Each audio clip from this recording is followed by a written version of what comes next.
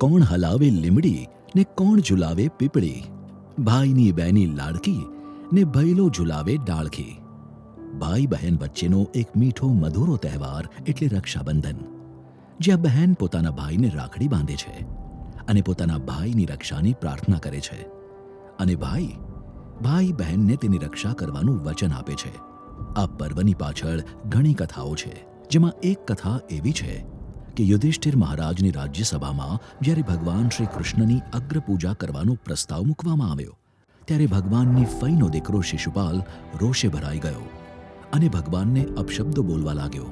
પોતાના ફઈને વચન આપ્યા અનુસાર 100 અપશબ્દો ભગવાને સહન કર્યા, પણ જ્યારે શિશુપાલ હદ વટાવી ગયો ત્યારે ભગવાને પોતાના સુદર્શન ચક્રથી શિશુપાલનો શિરચ્છેદ કરી નાખ્યો, પણ ભગવાનની આંગળીમાં પણ ઘા વાગ્યો.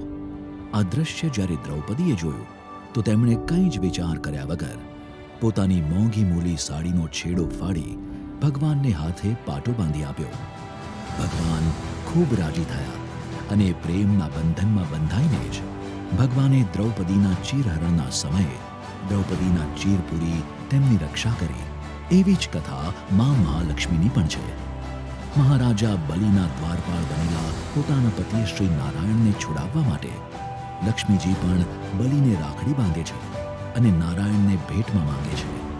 પણ પ્રાચીન સમયમાં આ પર્વ કેવળ ભાઈ અને બહેન વચ્ચે સીમિત ન હતો. રક્ષાબંધનના મૂળમાં રક્ષાસૂત્ર બાંધવાની વાત છે. શુદ્ધ કોટનના સૂત્રને હળદરમાં પલાળવામાં આવે અને પછી વિવિધ મંત્રો દ્વારા એ સૂત્રને સશક્ત કરવામાં આવે અને રક્ષાસૂત્ર પ્રેમથી કાંડા પર બાંધવામાં આવે, જે કોઈ પણ બાંધી શકે છે. ગુરુ પોતાના શિષ્યને આ દિવસે રક્ષાસૂત્ર બાંધે છે અને પોતાના શિષ્યની અજ્ઞાનથી રક્ષાની પ્રાર્થના કરે છે. યુદ્ધ પર જતા પોતાના પતિ ઇન્દ્રને પણ શચીએ રક્ષાસૂત્ર બાંધ્યું હતું અને અંતે ઇન્દ્ર યુદ્ધમાં વિજય બન્યા હતા.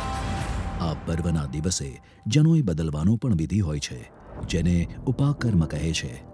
જે પણ જનોઈ પહેરતા હોય તે દરેકે આ દિવસે 10 વિધિ સ્નાન કરી જનોઈ બદલવાની હોય છે અને આ દિવસને સંસ્કૃત દિવસ તરીકે પણ ઉજવવામાં આવે છે.